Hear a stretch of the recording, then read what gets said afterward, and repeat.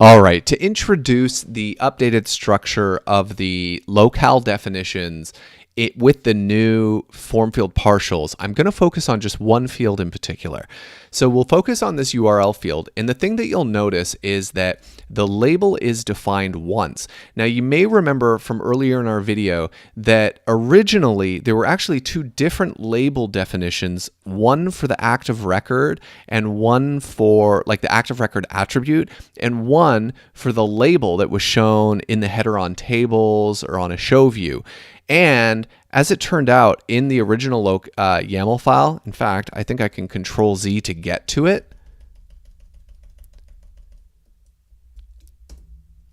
You'll notice that we had it properly capitalized here, but not here. And we wouldn't have caught this, or I personally didn't catch this earlier, because the CSS transformation on this label makes it look uppercase in the UI, but that wasn't actually capitalized in the YAML file. Well, the migration tool is smart enough to know that if this and this are the same in a lowercase, like downcase configuration, then we should always consider them the same, but defer to the capitalization on the active record attribute, because that's what was most likely correct. So anyways, I'll fast forward to what the tool has generated for us. And you can see that now active record just links back to using this pointer or whatever it's called in YAML, that we have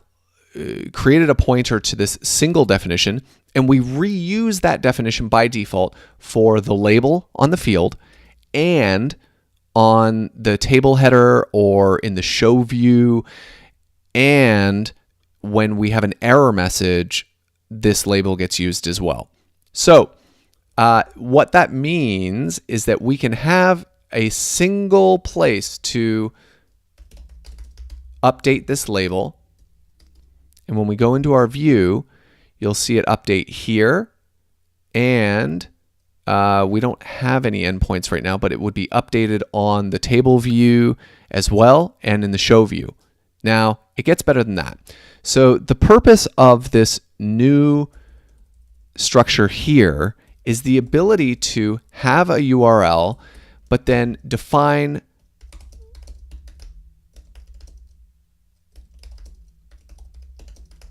a separate label than the actual name, and then also to have a separate heading than the label of the field. So what we'll do here is let's create a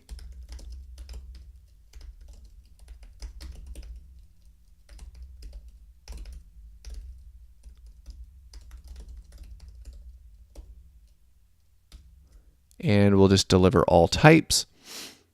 So it says endpoint was successfully created, and you can see that the header here is URL, but we could, if we wanted to, customize even that heading.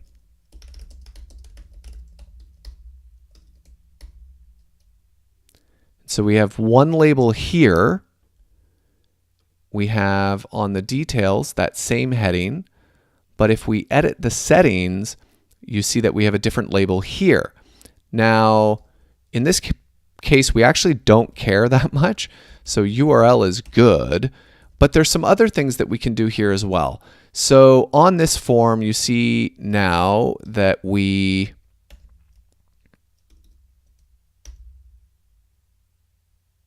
have this label here, but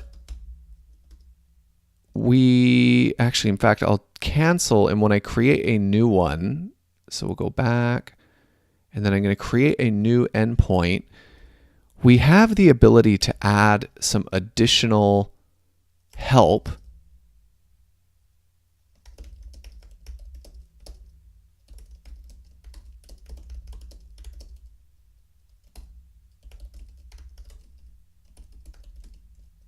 Now, that isn't a message that I would actually write here, but it gives you the sense for writing some helpful text under a field.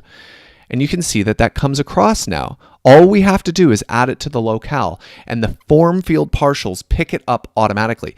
Now that doesn't stop us from, in the form, we can also do, we can still do, oh, this is actually funny because I'm in, I'm actually using the wrong, oh no, actually, never mind, I take that back. So context, or a content for, we can still do the same thing that we were doing previously in bullet train, like defining custom blocks of, this is a help message, you know,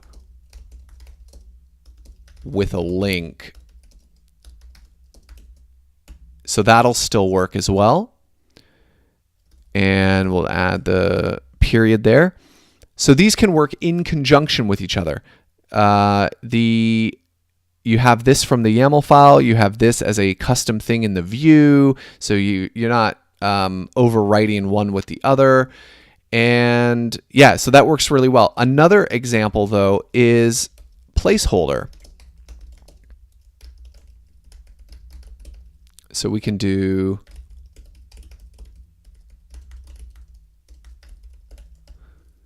just do some placeholder values, and it'll pick that up as well. So all of that is now configurable from the YAML file. The benefit of doing it here, or at least having a standard structure for it, is that it minimizes the amount of customization that's happening here. So for example, this can be totally migrated into, I mean, obviously if we need like a URL helper or something like that, then it's not going to work as well. But we can do this like,